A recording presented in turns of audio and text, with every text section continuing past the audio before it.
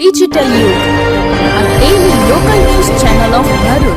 સભ્ય સમાજને ન શોભે તેવી બીભત્સ ગારો બોલવાને લઈ વોરાસમની ગામે એક જ કોમના બે પરિવાર વચ્ચે ઝઘડો થતા સમગ્ર મામલો પોલીસ મથકે પહોંચ્યો હતો.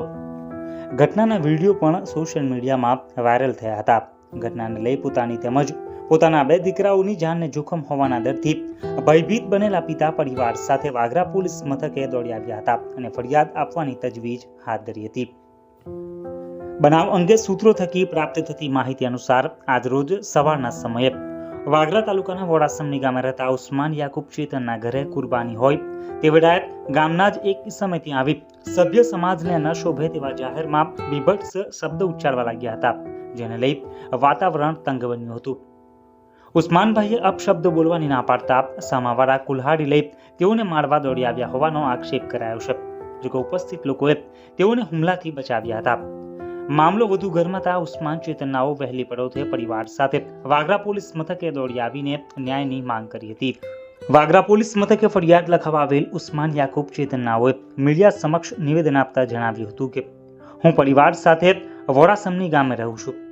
આજે સવારે મારા ઘરે કુરબાનીનો પ્રોગ્રામ હતો. તે વેળાએ મહારાજ કુટુંબના એક ઈસમ જેઓ ચરસ અને દારૂનું સેવન કરે છે અને તેઓને ગારો બોલવા સિવાય અન્ય કોઈ કામ જ નથી. તેઓ ત્યાં આવીને ખરાબ ગારો બોલવા લાગ્યા હતા અને કુલ્હાડી વડે મારા ઉપર હુમલો કર્યો હતો, પરંતુ ત્યાં હાજર ગ્રામજનોએ મને તેઓના હુમલાથી બચાવ્યો હતો. તદુપરાંત મારા ઘરની વહુ પર પણ તેઓએ હાથ નાખવાની કોશિશ કરી હતી, જેવા ગંભીર આક્ષેપો કર્યા હતા. જોકે મેં હાથ ન ઉપાડી પરિવાર સાથે સીધો પોલીસ મથકે દોડી આવ્યો છું. મારા છોકરાની વાઈફ પણ ફરિયાદ લખાવે છે અને હું પણ મારા બંને છોકરા અને મારી જાનને પણ ખતરો હોવાથી સેફટી માટે ફરિયાદ લખાવું છું. સમગ્ર ઘટનાના રેકોર્ડિંગ પણ મેં પોલીસ મથકે આપ્યા છે. હવે પોલીસ અને ભાજપ સરકાર મને સહકાર આપી ન્યાય અપાવે તેવી આશા રાખું છું અને જો આમ નહીં થાય તો મારે ગામ છોડવું પડશેનું ઉસ્માનભાઈએ મીડિયા સમક્ષ નિવેદન આપ્યું હતું. મારું નામ ઉસ્માન યાકુબ ચેતન, મારે રહેવું વોરાસમની, તાલુકા વાગરા, જિલ્લા ભરૂચ. મારા ઘેર કુરબાનીનો પ્રસંગ હતો ને મારા જ ઘરનો વ્યક્તિ સલીમ ચેતન આખો દિવસ દારૂ પીએ અને ચરસ પીએ ને બસ બીજું લડવા સિવાયનું, ગાળો બોલવા સિવાયનું કોઈ ધંધો નહીં. ગાળો ઓવર લિમિટ બોલતો હતો એટલે મારી પાસે તેનું રેકોર્ડિંગ છે. મેં પોલીસ સ્ટેશને રેકોર્ડિંગ જમા કરાવેલું છે. હવે એ ભાઈ ડાયરેક્ટ સીધો મને કવાડી લઈને મારવા આવ્યો ને મારા છોકરાની વાઈફની ઉપર હાથ નોખવાની ટ્રાય કરી. હાલાકે મેં હાથ ઉઠાવ્યો નથી, મેં ડાયરેક્ટ સીધો પોલીસ સ્ટેશને કમ્પ્લેન કરવા આવ્યો. મારા બંને એફઆઈઆર પોલીસ સ્ટેશને હું નોંધાવું કે મારા છોકરાની વાઈફ એક નોંધાવે ને મારી જાન પર ખતરો છે. મારા બે છોકરા છે, તેમને જાનનો ખતરો છે. આની સેફટી માટે મેં આ પોલીસ સ્ટેશને ફરિયાદ કરી રહેલો છે. કેમ કે મારી એટલી તાકાત નથી કે હું હોમાને મારી શકું.